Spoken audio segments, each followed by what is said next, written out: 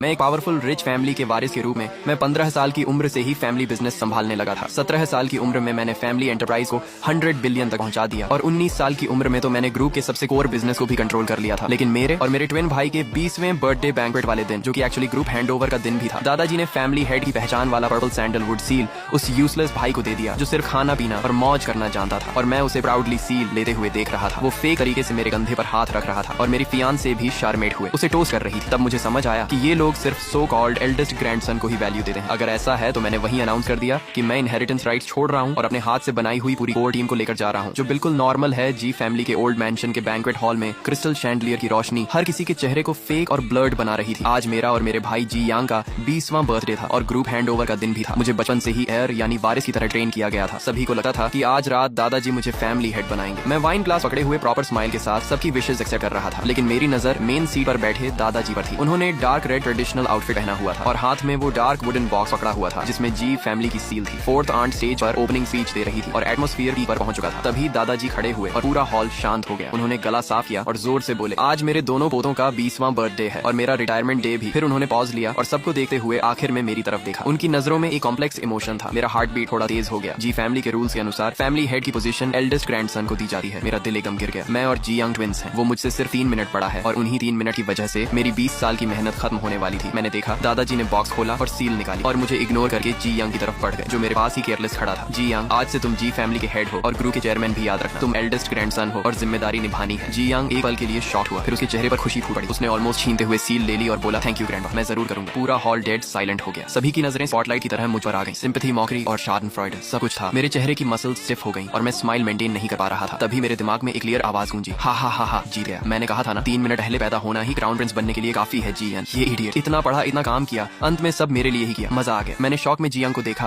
वो सील उठाकर खड़ा था। चेहरे पर प्योर एरोगेंस था, लेकिन बोल रहा था, ब्रदर आगे भी हेल्प करना, हम मिलकर फैमिली संभालेंगे। मुझे समझ आया ये उसकी इनर वॉइस है। मुझे नहीं पता मैं कैसे उसका मन सुन पा रहा हूँ। शायद एक्सट्रीम ह्यूमिलिएशन और एंगर ने कोई हिडन एबिलिटी एक्टिवेट कर दी। जी यंग मेरे पास आया और मेरे कंधे पर जोर से हाथ मारा, शोविंग ऑफ करता हुआ, देखो इसका फेस बचपन से खुद को परफेक्ट दिखाता था। सोचता था सब फिक्स है, पर ओल्ड मैन के लिए एल्डेस्ट ही इंपॉर्टेंट है। मैंने अपने नेल्स हथेली में गड़ा दिए। तभी मेरी फियांसे लियू रुयान वाइन लेकर उसके पास गई। उसने वही ड्रेस पहनी थी जो मैंने उसे गिफ्ट की थी। उसके चेहरे पर ब्लश था और आंखों में चार्म। जी यंग ब्रो, कांग्रेट्स, फ्यूचर में मैं आपको टोस्ट करती हूँ। उसने मेरी तरफ देखना भी जरूरी नहीं समझा। उसकी इनर वॉइस आई, अच्छा हुआ हमने बड़ा चुना, जी अनकेपेबल है। तो क्या जी फैमिली जैसे ट्रेडिशनल क्लैन में ऑर्डर ही सबसे इंपॉर्टेंट है? अब मैं जी ग्रुप का कंट्रोलर हूँ। मुझे सब समझ आ गया। मेरी सारी वैल्यू उन 3 मिनट के सामने कुछ नहीं थी। रूल्स और ट्रेडिशन बस मीडियोक्रिटी को बचाने का बहाना है। मैंने जी यंग को लियू रुयान का ग्लास पीते देखा और उसके हाथ को टच करते देखा। मैंने दादाजी को सेटिस्फाइड होते देखा और रिलेटिव्स